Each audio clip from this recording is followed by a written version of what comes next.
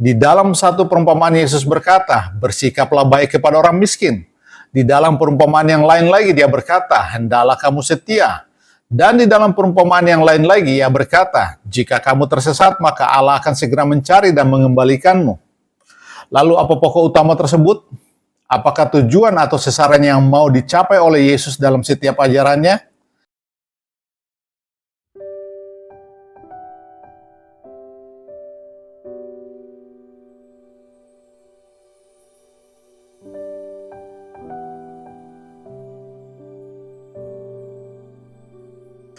Hari ini kita akan membahas sebuah perumpamaan yang sangat penting yang dicatat di Lukas 16 ayat 19 sampai 31. Perumpamaan ini sering disebut dengan judul perumpamaan tentang orang kaya dan Lazarus. Ada seorang kaya yang selalu berpakaian jubah ungu dan kain halus, dan setiap hari ia bersukaria dalam kemewahan. Dan ada seorang pengemis bernama Lazarus, badannya penuh dengan borok berbaring dekat pintu rumah orang kaya itu. Dan ingin menghilangkan laparnya dengan apa yang jatuh dari meja orang kaya itu. Malahan anjing-anjing datang dan menjilat boroknya. Kemudian matilah orang miskin itu, lalu dibawa oleh malaikat-malaikat ke pangkuan Abraham. Orang kaya itu juga mati lalu dikubur. Dan sementara ia menderita sengsara di alam maut, ia memandang ke atas. Dan dari jauh dilihatnya Abraham dan Lazarus duduk di pangkuannya. Ia lalu berseru katanya, "Bapa Abraham, kasihanilah aku. Suruhlah Lazarus supaya ia mencelupkan ujung jarinya ke dalam air dan menyejukkan lidahku, sebab aku sangat kesakitan dalam nyala api ini." Tetapi Abraham berkata, "Anak, ingatlah bahwa engkau telah menerima segala yang baik sewaktu hidupmu, sedangkan Lazarus segala yang buruk. Sekarang ia mendapat hiburan dan engkau sangat menderita. Selain daripada itu di antara kami dan engkau terbentang jurang yang tak terseberangi, supaya mereka yang mau pergi dari sini kepadamu, ataupun mereka yang mau datang dari situ kepada kami, tidak dapat menyeberang." Kata orang itu, "Kalau demikian, aku minta kepadamu Bapa, supaya engkau menyuruh dia ke rumah ayahku, sebab masih ada 5 orang saudaraku, supaya ia memperingati mereka dengan sungguh-sungguh agar mereka jangan masuk kelak ke dalam tempat penderitaan ini." Tetapi kata Abraham, "Ada pada mereka kesaksian Musa dan para nabi. Baiklah mereka mendengarkan kesaksian itu." Jawab orang itu, "Tidak Bapa Abraham. Tetapi jika ada seorang yang datang dari antara orang mati kepada mereka, mereka akan bertobat." Kata Abraham kepadanya, "Jika mereka tidak mendengarkan kesaksian Musa dan para nabi, mereka tidak juga akan mau diyakinkan, sekalipun oleh seorang yang bangkit dari antara orang mati." Perumpamaan ini sangatlah kaya akan makna sehingga saya rasa tidak akan sulit untuk membahas sekitar 4 atau 5 pokok bahasan yang berbeda dengan bersumber pada perumpamaan itu saja. Akan tetapi hari ini kita akan berfokus pada satu pertanyaan saja. Apa tujuan dari perumpamaan yang disampaikan Yesus ini? Apakah dengan perumpamaan ini Yesus sedang memberikan pelajaran moral agar kita bersikap baik kepada para pengemis? Lalu apa sebenarnya yang ingin disampaikan oleh Yesus kepada kita? Untuk bisa memahami ajaran Yesus ini, kita harus memahami tema sentral dari seluruh ajarannya. Kita tidak boleh keluar jalur dan mengira bahwa Yesus sekedar menyuruh kita berbuat baik kepada orang miskin. Hal itu memang penting, tetapi itu bukanlah pokok utama.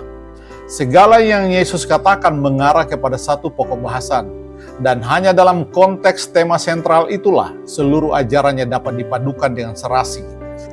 Jika Anda bayangkan setiap satu perumpamaan yang Yesus ajarkan sebagai sebutir mutiara, lalu apa rantai yang merangkai seluruh mutiara itu menjadi satu?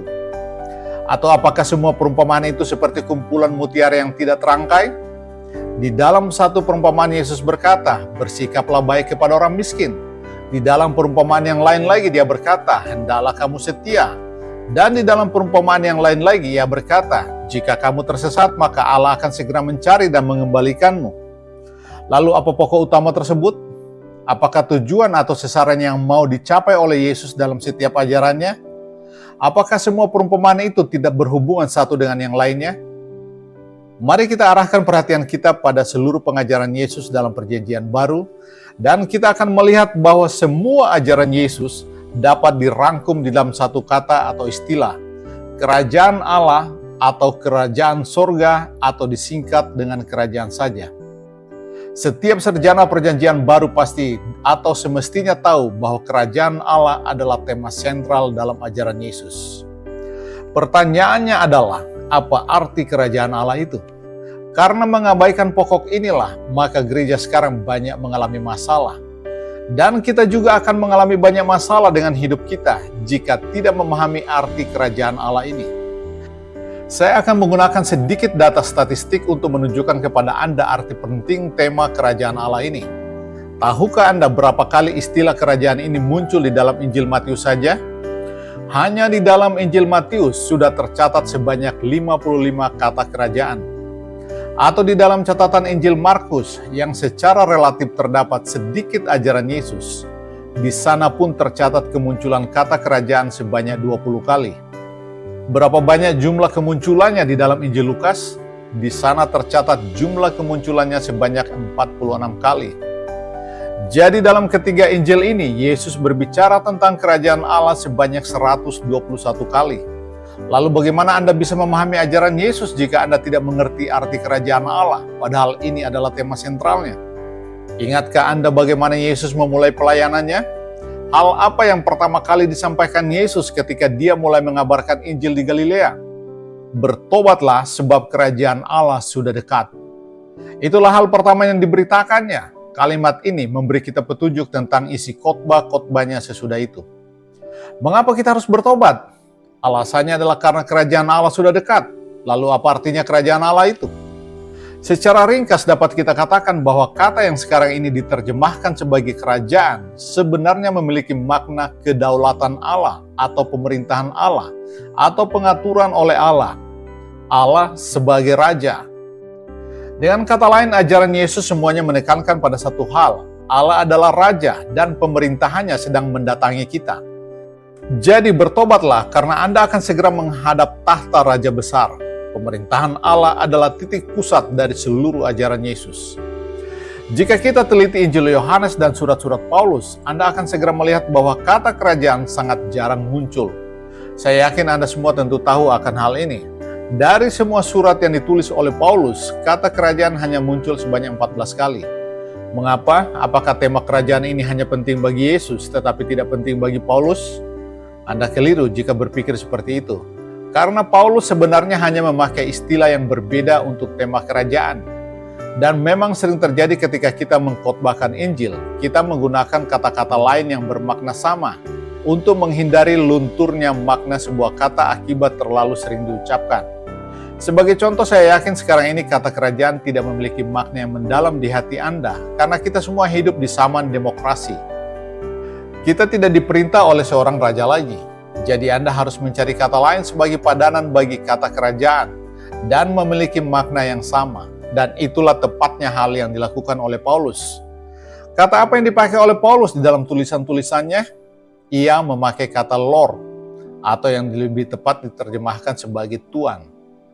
Ia tidak memakai kata raja atau kerajaan, akan tetapi ia menyebut Yesus sebagai Tuan.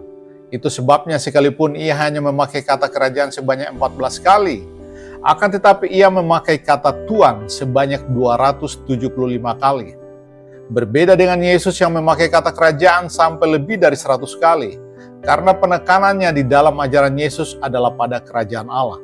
Sedangkan Paulus mendapati bahwa kata raja atau kerajaan bisa memberi makna yang simpang siur di kalangan pendengarnya. Mereka mungkin akan membayangkan raja seperti Kaisar Roma, jadi Paulus menghindari pemakaian kata kerajaan atau raja, dan sebagai gantinya ia memakai kata Tuan atau Tuhan. Kata Tuan, Lord, juga hadir cukup sering di dalam Injil Yohanes, sekalipun tidak sesering seperti yang ada di dalam tulisan-tulisan Paulus. Yohanes juga tidak banyak memakai kata kerajaan. Kenyataannya ia hanya memakai sebanyak 5 kali saja. Sebaliknya perhatikan betapa ia memakai kata Tuan, Lord, sebanyak 52 kali. Sama seperti Rasul Paulus, Yohanes juga memakai istilah yang berbeda. Ia tidak berkata tentang kerajaan Allah, tetapi ia menyampaikannya lewat tema ketuanan atau kepenguasaan Kristus, Lordship of Christ. Yesus adalah Lord, karena kerajaan itu datang di dalam diri Yesus.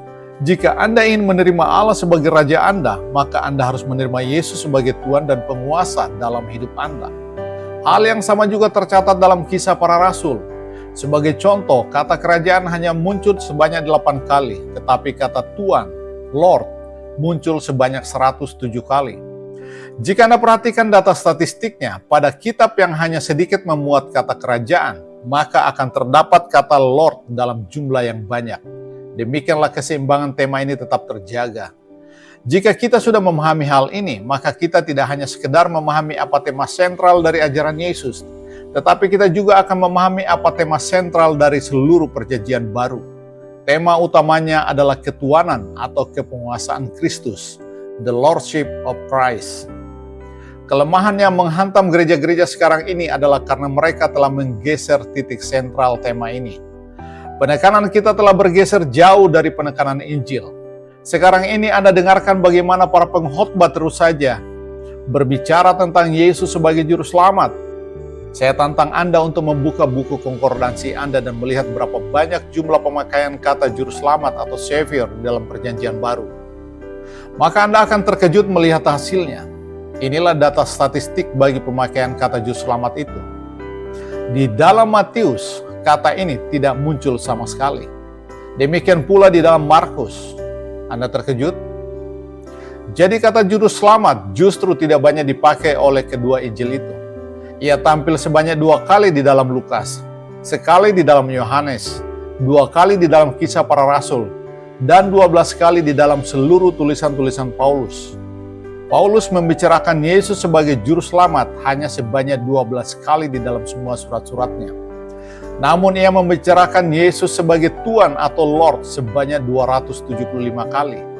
Anda tidak perlu menjadi ahli statistik untuk bisa melihat apa arti perbedaan tersebut. Apakah Anda sudah melihat bahwa para pengkhotbah itu telah menurunkan standar kerajaan Allah? Mereka telah mengencerkan Injil. Mereka selalu mengoceh tentang juru selamat. Padahal sejauh yang dipahami oleh Paulus, Yesus Kristus tidak akan pernah menjadi juru selamat bagi Anda kalau dia tidak menjadi Tuhan dan penguasa atas diri Anda. Kenyataannya jika Paulus menyebut Tuhan dan Juru Selamat, Lord and Savior, urutannya selalu seperti itu. Paulus tidak mau memisahkan kata Juru Selamat secara tersendiri. Malahan di dalam ke-12 rujukan yang membicarakan Yesus sebagai Juru Selamat, ia selalu menyebut dengan Yesus Kristus Tuhan dan Juru Selamat. Ia tidak pernah menyatakan dalam urutan Juru Selamat dan Tuhan, Savior and Lord. Di zaman sekarang ini di dalam pengajaran kita cenderung berkata, pertama-tama terimalah Yesus sebagai Juru Selamat. Dan kemudian belakangan nanti jika Anda suka atau jika Anda berada dalam kesulitan, maka Anda boleh menerimanya sebagai Tuhan atau Lord. Akan lebih baik tentunya dengan jaminan ganda. Bukankah demikian? Memiliki Yesus sebagai Juru Selamat tampaknya masih kurang menenteramkan hati. Tetapi itu bukanlah ajaran Paulus atau ajaran Alkitabiah. Jika Anda ingin mengarang sendiri Injil versi Anda, silakan saja. Jika Anda mengajar seperti itu, maka itu berarti bahwa Anda masih belum memahami arti perjanjian baru. Anda masih belum mengerti isi Alkitab. Bahkan Yesus sendiri tidak memakai kata juru selamat. Kata ini tidak muncul di dalam Injil Matius dan Markus. Yang ditekankan oleh Yesus hanyalah tentang pemerintahan Allah. Allah akan menjadi raja atas hidup Anda atau ia tidak menjadi apa-apa di dalam hidup Anda. Tidak ada pilihan lain. Anda tidak akan dapat memiliki Yesus sebagai juru selamat kalau Anda tidak menerimanya sebagai Tuhan dalam hidup Anda. Lalu bagaimana dengan kata keselamatan? Salvation. Barangkali Anda akan berkata hanya kata juru selamat saja yang dihitung. Mungkin kalau kata keselamatan dihitung juga, maka hasilnya pasti berbeda. Baiklah, saya tunjukkan kepada Anda data statistik untuk kata keselamatan. Kata keselamatan tidak muncul di dalam Injil Matius dan Markus. Apakah Anda terkejut? Selama ini kita selalu berbicara tentang keselamatan di gereja. Seolah-olah hanya itu saja bahan pembicaraan dalam setiap khotbah. Keselamatan memang sungguh indah, namun Anda mesti mengerti bahwa tanpa pemerintahan Allah di dalam hidup Anda tidak akan memperoleh keselamatan. Izinkan saya melanjutkan penyajian data statistik ini kepada Anda. Injil Lukas mencatat pemakaian yang paling banyak untuk kata keselamatan, namun itu pun hanya sebanyak 4 kali. Injil Yohanes mencatat sebanyak 1 kali, buku Kisah Para Rasul mencatat sebanyak 6 kali, dan surat-surat Paulus hanya membahas kata keselamatan ini sebanyak 18 kali saja. Sungguh mengagetkan. Bahkan di dalam surat Roma, surat yang tema utamanya adalah tentang keselamatan, hanya ada 4 rujukan ayat menyebut tentang keselamatan. Dan ingatlah sekali lagi, rujukan tentang Yesus sebagai Tuhan muncul sebanyak 275 kali hanya di dalam tulisan-tulisan Paulus saja. Apalagi jika ditambah dengan rujukan dari seluruh perjanjian baru, yang kita hitung baru di dalam tulisan Paulus saja. Saya harap saat ini bahwa Anda sudah memahami apa tema sentral dari ajaran Yesus ini, yakni kerajaan Allah. Dan kerajaan Allah sedang mendatangi Anda, dan bahwa kita semua akan menghadap tahta Raja Besar. Karena itu bertobatlah supaya Anda dan saya tidak ditolak Allah, tetapi kita semua dapat diterima di dalam kerajaannya kelak. Kita masih akan melanjutkan pembahasan perumpamaan ini di video berikutnya dengan judul Sekali Anak Tetap Anak. Yohanes 8 ayat 31-32. Jikalau kamu tetap dalam firman-Ku, kamu benar-benar adalah murid-Ku, dan kamu akan mengetahui kebenaran, dan kebenaran itu akan memerdekakan kamu.